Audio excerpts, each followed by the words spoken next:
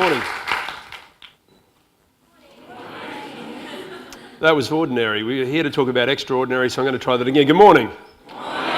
Much better. Seriously, my assumption is that if you are here this morning, you're already interested in extraordinary. In fact, if you're even watching this video today, you're probably interested in extraordinary. There'd be people in this audience that even this morning would have had difficulty explaining to the people that know you what exactly you were doing today. So thanks for turning up, because the assumption is that if you're having a good life, if you are already extraordinary, it's probably your fault. You probably had something to do with it. The assumption is that everyone has got good intentions. In fact, I've rarely met anyone with bad intentions. In fact, at a Saturday night barbecue conversation, I've never yet ever come up to someone and said, mate, how's things going at work? To have someone to go, yeah, on track. On track for what? Well, no, there's a couple of people at work that still respect me, but it takes a while to get around and shaft everyone. So probably give me another 3 or 4 months and I reckon they'll be pretty glad to see the back of me. No one's ever said that out loud to me at a Saturday night barbecue, but if I followed them around at work for 2 weeks, I'd probably say, actually, you're on track for that. I think you're seriously on track. How's things going at home? Yeah, pretty good there too. Better than I thought. Better than you thought in what way? Well, actually, it took longer than I thought to actually shut down the intimacy. The constant criticism was probably a key plank, and I found the constant criticism quite draining on me, but pretty much I'm living in my own ontological loneliness and feeling utopically ignorant. My kids don't talk to me, and any of the intellectual and emotional conversations that we used to have are pretty much non-existent. And again, it wasn't easy. It took longer than I thought, but I reckon about another 3 or 4 months there will be obviously the affair and then the divorce, and then I can go and do the same damage to someone else. So yeah, no, thanks for asking.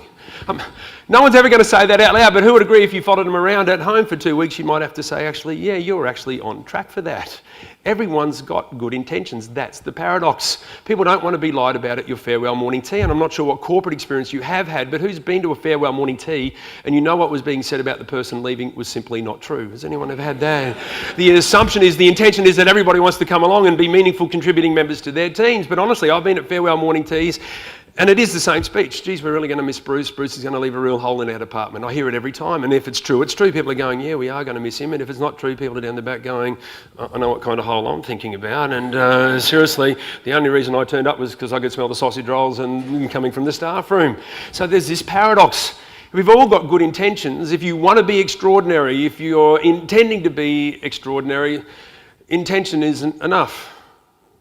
Everyone's got good intentions apparently, but intention isn't enough. This guy on the streets of New York City, 1994, an entrepreneur, if you like, out there, registered, licensed, creating his own enterprise, not waiting for a government handout. Who would agree this guy's got good intentions? Seriously? He's not waiting for anything else to happen. He's creating that opportunity for himself. How many people think, even looking at this entrepreneur, that this entrepreneur has potential to be a little more extraordinary? How many people are finding it even hard to take their eyes off the credit card facility? Is that happening for some of you? Do something a little weird for me, please. I want you to have a look at the person in your row on your right-hand side. Do that, have a good look. Have a look at the person on your left-hand side. Thank you. How many people suspect at least the people either side of you intend to be extraordinary at some level? Great, no, thanks for the feedback. Have another look at the person on your right-hand side, please. Have another look at the person on your left-hand side. How many people know at least one of the people either side of you could lift their game just a little bit? Seriously? What's true for you is true for me, is true for this guy. Every single person I meet has good intentions, but the paradox is that good intention is not enough. If you want to be amazing, if you want to be extraordinary, you can't just intention your way into being extraordinary. You have to behave your way into being extraordinary. No one's judging our good intentions. Everyone's judging our behaviour and how it impacts them. No one's judging the rhetoric. No one's judging the mission statement. I don't know if you've had that opportunity yet, but you may get this wonderful opportunity to go and do a 2-day retreat somewhere where you get to craft a mission and a vision and a value statement. I've seen plenty of people go and have that opportunity, and they come back pretty much the same thing that any good postgraduate student could have knocked off in about 20 minutes and a couple of Google searches. Because what I've discovered, honestly, is that all of those mission statements are pretty much the same. We aim to act with integrity and respect. We want to deliver a satisfactory return for all of our shareholders. Blah, blah, blah. When you get married, it'll be the same thing: for sickness and in health, better for worse, richer for poorer. My wife doesn't judge my good intentions. I buy my wife roses about 6 times a year out at Sydney Airport, and why only 6 times a year is because I've learnt that you have to be unpredictable. And I have to tell you, my wife does not judge my good intentions. She judges the fact that I actually turn up with the flowers, not that I intended to turn up with the flowers. How many people, for example, have intended to exercise at some point, but instead you've just visualised yourself doing it instead? A lot of people take the Winston Churchill philosophy, was whenever he felt like exercising, he would just lay down for a little while until the feeling passed, and then he could get on with the rest of his day. So people have good intentions, but your body doesn't judge your good intentions. It judges your behaviour and how it impacts. No one judges your good intentions at home. When you leave home in the morning, you and I are arrogantly, self-righteously attached to our good intentions when our family is left with our behaviour and how it impacts them. When I leave work at the end of the day, I'm leaving work with my good intentions firmly in my head. Geez, I'm amazing. Seriously, honestly, if you could have seen me at work today, you would be so impressed. Yet all of my customers are left with my behaviour and impact, not my good intentions. I'm the only person arrogantly, self-righteously attached to those. I say to our corporate clients, one of the things that you should do is stop annoying people with the rhetoric. Stop boring them with the mission and the vision and the value statement, because most people, when they're asked, don't even know what they are anyway. Why not at Christmas time? Why don't we just survey all of your staff and say, based on your management's behaviour, what do you think the mission and the vision and the values are of this particular organisation? Let's stop annoying them with the good intentions, because everyone's got good intentions, but at some particular point there needs to be some congruence between intention, behaviour and impact. I had a father come to see me, and you would know potentially from your own life experience that when a male comes to ask another male for advice, there's a good chance he actually wants advice. And I said, "What's going on, Kev?" He goes, "It's my son, I want to kill him." I said, "I don't think I can help you that, but let's Google it, let's see what comes up." And he wasn't in a really good state of mind at this point. I had the furrowed brow, what's going on? And I know he has a 7-year-old and a 4-year-old. He's a good mate of mine. Well, it's the homework thing, Bruce. I said, "What's the problem with the homework?" "Well, every time we have the homework conversation, he gets 1 page, doesn't have to hand it into Friday, gets it Monday. He's got 4 nights to complete the homework." "So what's the problem?" "Well, every time we bring up the homework thing, whinge, moan, complain. Oh, not tonight, Dad. You know, seriously, I have to get out my pencil, I have to get out my ruler, I have to get out my eraser, I have to make a space on the bench, I won't be able to watch Top Gear, and I can't get started until Mum's finished on the table because there's no other space in my room for this." And I said, "Every time, Kevin?" He goes, "Every time." I said, "Well, what do you want from me?" He goes, "I want some advice." I said, "Mate, I don't give advice." "Oh, you need to give me some advice." I said, "Mate, do you want some advice or do you just want me to make you feel good?" No, I want some advice." I said, "Kev, well, I think the reason why your son whinges, moans and complains about doing homework is because he's your son." Thinking that's mainly the problem. Who would agree this is now converting into a rather awkward conversation? I was like, "What do you mean by that?" I said, "Mate, have you heard what comes out of the hole in the front of your head? Honestly. I know that you intend to be extraordinary as a dad. I know that you intend to be extraordinary at work, but honestly, no one's judging your good intentions, Kev. Have you heard what comes out of the hole in the front of your head when you have to work? Not once have I ever heard you embrace work with joy and gratefulness. You're still doing that project in Sydney?" "Yes." "Every time I ask you about it," "Oh yeah, you've got to get up early and you've got to get to the airport and you know, you've got to either 2 hours on the gateway because somebody stacked it, or you're 2 hours in the Qantas Club. You know, that's a bit of a highlight, isn't it? And then you finally take off and you know, then you don't even get to Sydney." Why would they let a 737 take off, honestly, to go to Sydney when you're going to fly around Newcastle 63 times before you land? And then you get there and then there's the taxi queue for $40 more. There'd be so. I said, "Have you ever heard that come out of the hole in the front of your head?"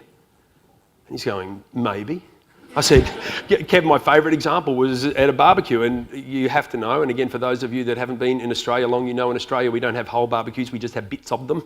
People say, 'Come over, mate, we're having a bit of a barbie.' You would have worked that out already. And we were at Scotty's place, Kev. And I dropped my wife upstairs with the champagne and the bread rolls and the salads. It was a very stereotypical barbecue, and I came down to join the master carnivores there. And we're having a quiet beer because you don't have loud beers in Australia, just quiet ones. "How you going, mate?" "Shh, keep it down." Having a quiet beer, so we're just having a quiet beer and we're just having a bit of a chat. And I looked at you and I remembered the conversation with your wife and I said, "Oh, you guys are going camping next weekend, I hear. Do you remember that night what came out of the hole in the front of your head?" At this particular stage, he's just giving me an enlighten me moment. He's still struggling with the feedback at this point. I said, "Mate, I've told this story to thousands of people all over the world. Let me give you my version of your monologue that went for about 3 minutes. Oh, is that next Friday night? Fair dinkum. By the time you get home, you pack the stinking car, you drive for 2 hours, the kids will be feral by the time you get there, you know. We'll be setting up in the dark." Did I say we, fellas? No, I'll be setting up in the dark. The kids will be running crazy. The wife will be apologising to other campers. They'll be all asleep at 11 o'clock, gone in a nanosecond. Seriously? Me? I'll be wide awake, totally pumped with adrenaline, totally cranky. I'll be on that air mattress. My wife weighs 65 kilos, I weigh 95 kilos. Do the maths. She's floating up there on cloud nine. I've got my backside on the ground trying to get comfortable on that air mattress. Almost off to sleep about 1:30, and then you hear a zip go. Senses on heightened alert, adrenaline rush again. You get up and you realise it's not your kid going for a walk in the forest, it's just someone 2 tents down getting up to, do a walk in the forest, and then finally almost off to sleep about 4 o'clock, and then you hear the crows crank up. Rah, rah, rah. You think that's it, it's over. You get out of bed, you have the Wheat Bix with the UHT milk, that's a bit of a gustatory delight, and then all day snakes, spiders, water hazards, 5:30 the mozzies will come out, carry you away. And I said, Kev, do you remember this? And he goes, not really. Where'd we go? I said, Noosa North Shore. Do you remember this at all? And he goes, not really. I said, you didn't even finish there. You went all the way through Saturday night, all the way through Sunday. In fairness, Kev, half the group were with you going, yeah, preach it, Kev. We hate camping too, honestly. The other half were looking at me, and my hallucination of what they were thinking, my hallucination was that they were looking at me going, why did you ask him? Seriously? My hallucination was that we were all watching the flames come out of that barbecue, thinking maybe we should blow out the flames and let the gas come and just get it over with, really, because what's the use of being here any longer? Here's the paradox, and the thing that stuck in his guts after this conversation, and he came to me and said, I needed to hear that. Not on the night he was grateful, but a little bit afterwards he said, you know the part that really annoyed me? When I said to him, how many times has your son sat in the back seat of your car and listened to you talk about life? I know your intentions are extraordinary. You want to be an amazing dad, but your son's not judging your good intentions. No one's judging our good intentions. How many times has he sat at your dining room table and listened to you talk about life? For the managers in this room, how many people are watching your behaviour and not paying attention to the mission statement? Be more afraid that that's going on in your business as opposed to what's happening with the rhetoric. This business on the other side of the world, who would agree? And if you look at this, and if you've ever been involved in the creation of a graphic, you would understand that a lot of work goes into creating this particular logo. How many people, despite all the good intentions attached to this, would be a little nervous, seriously, to go to this dentist? You're thinking, I don't want to go. One of my favourite advertisements from the other side of the world. What do I love about this advertisement? The guy in this advertisement genuinely wants a best outcome. He wants to be extraordinary. He wants to do the best possible job. That's the intention.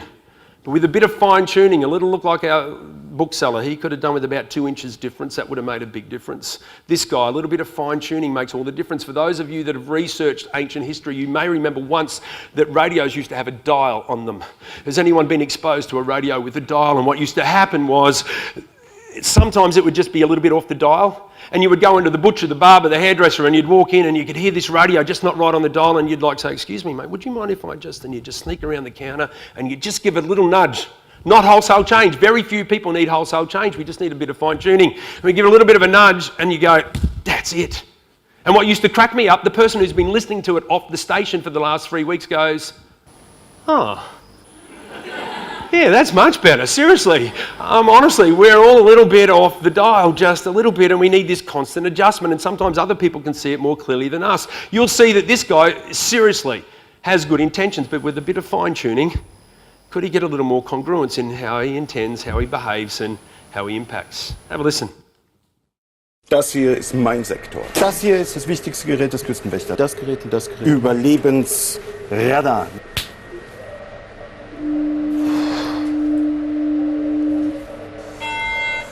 Mayday, mayday. Hello, can you hear us? Can you hear us? Can you... Over. We are sinking. We are sinking. Hello?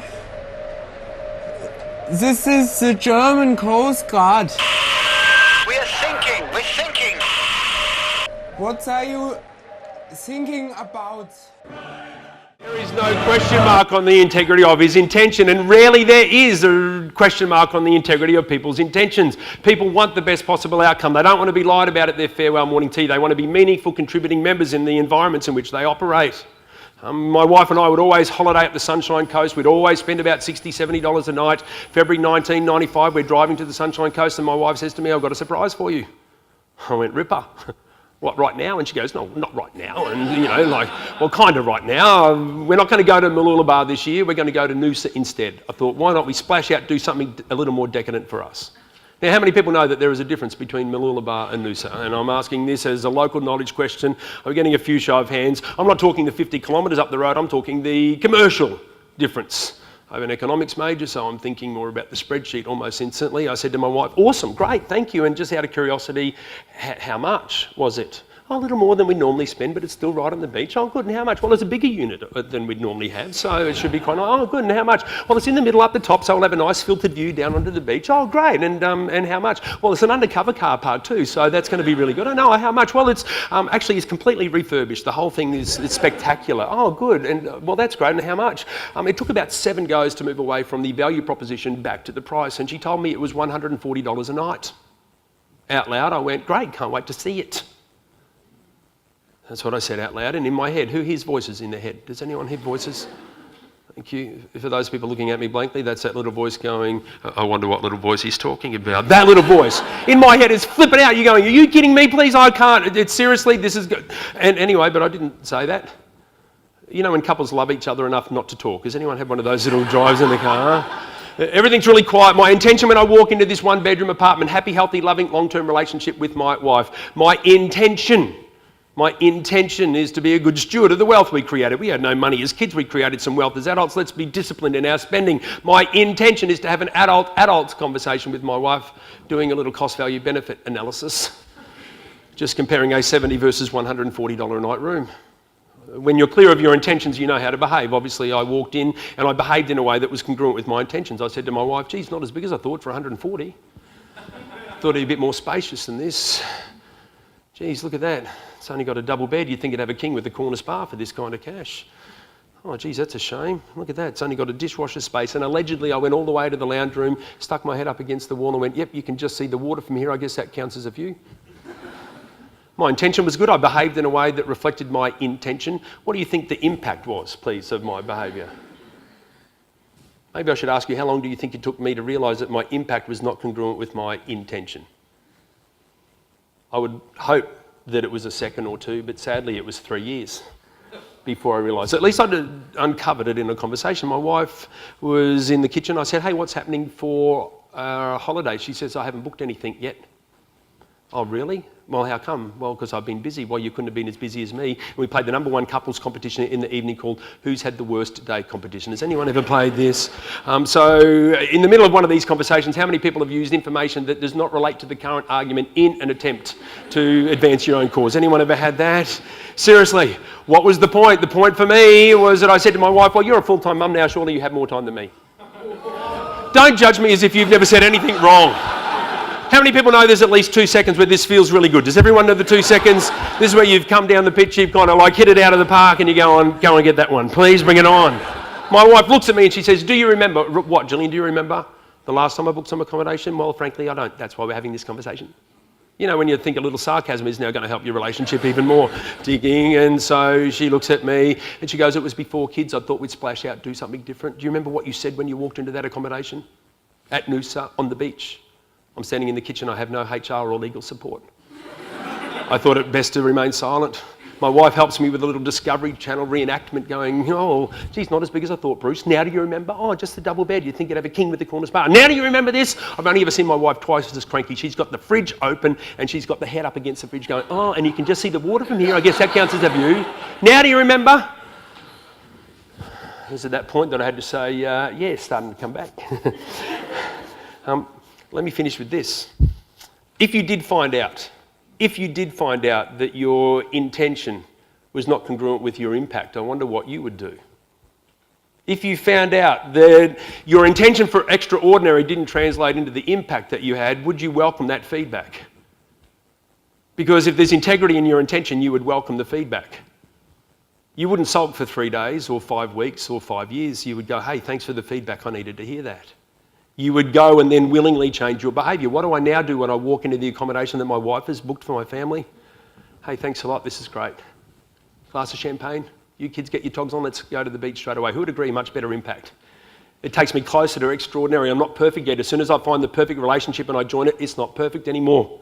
But my question to you is, if you found out that your behaviour was not congruent with your intention, that your impact was not congruent with your intention, would you have the courage to not defend or deny, but rather the courage to go back and just revisit your good intention? I want to be extraordinary. Thanks for the feedback, and then willingly change your behaviour. Last little models to stick in your head. Who's had a first date? Can I just see a show of hands? Who's been out with at least one person at least once? On a first date, how many people know that you were genuinely clear on your intention? Yes? Interesting looks on some people's faces. Your intention was to make a good impression. What were you prepared to do with your behaviour, whatever it took? You would have had a shower no matter how busy you are. When you put the aftershave and the perfume on, you just didn't dab it on, you sprayed it into the air and stepped into the space. You wanted to be extraordinary, you behaved in a way that was extraordinary, and you impacted in a way that was extraordinary. How many people remember not even eating as much food as you normally would? To the point where you had to come home and wolf down a couple of wheat bix. Seriously? That was it. And I hope, seriously, what do I hope? I hope that if you find out that your intentions for extraordinary don't impact in an extraordinary way, that you would welcome that feedback and you would change what you do to make sure intention equals behaviour equals impact. It's been a pleasure to serve you. Thank you. Thank you.